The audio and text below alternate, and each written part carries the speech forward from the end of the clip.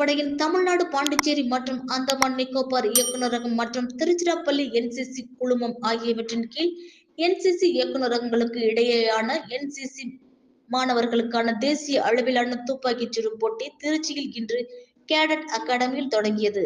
இதில் 17 என்சிசி இயக்குநரகங்களில் இருந்து நாடு முழுவதும் உள்ள மாநிலங்கள் மற்றும் யூனியன் பிரதேசங்களில் இருந்து 300 தேசிய மாணவர் படை வீரர் வீராங்கனைகள் பங்கேற்றுள்ளனர்.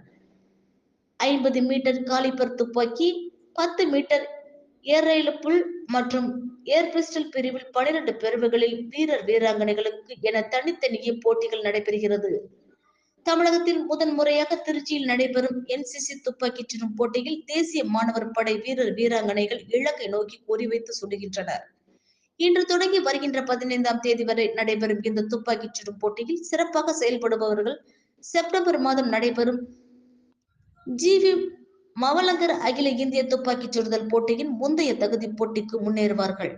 இந்த தேசிய துப்பாக்கி சங்கத்தின் தரநிலைகளின்படி நடத்தப்படும் இந்த போட்டியின் வெற்றியாளர்களுக்கு பதக்கங்களும் அங்கீகாரமும் வழங்கப்படும்.